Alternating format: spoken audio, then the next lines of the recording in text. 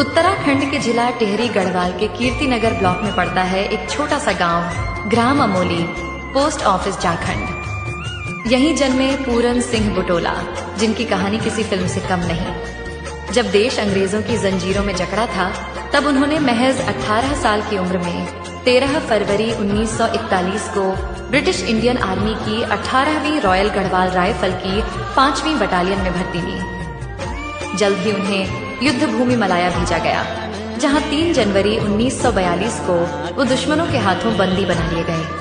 लेकिन किस्मत ने उन्हें बंदी नहीं, देश का सच्चा सपूत बनाया। बंदी अवस्था में ही नेताजी सुभाष चंद्र बोस की आवाज उनके दिल तक पहुंची और उन्होंने आजाद हिंद फौज ज्वाइन कर ली। उनकी ट्रेनिंग देश से बाहर ब्रह्मादेश, आज का म्यांमार, जापान और मलाया में हुई। उन्होंने 3री गोरिल्ला रेजिमेंट में शामिल होकर दुश्मन के खिलाफ गुप्त अभियानों में हिस्सा लिया। वो उन सिपाहियों में थे जिनकी चुप्पी दुश्मन के लिए तूफान बन जाती थी।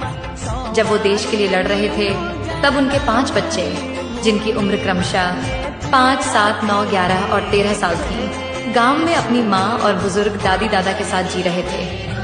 कई साल बीत गए, कोई खबर नहीं आई।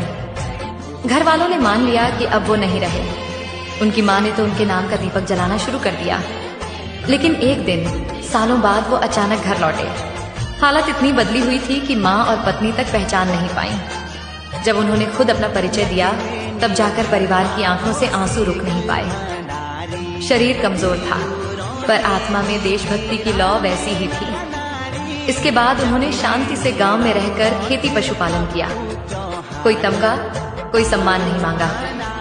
1972 में भारत सरकार ने उन्हें स्वतंत्रता संग्राम सेनानी घोषित किया और उसी साल उन्हें पेंशन भी मिली। लेकिन अफसोस, उसी वर्ष उनका निधन हो गया।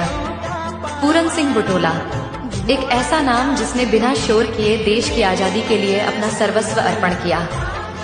उनकी कहानी हमें याद दिलाती है कि असली हीरो वो होते हैं जो अपने कर्तव्य के लिए सब कुछ छोड़ देते हैं, परिवार, पहचान और यहाँ तक कि जिंदगी भी।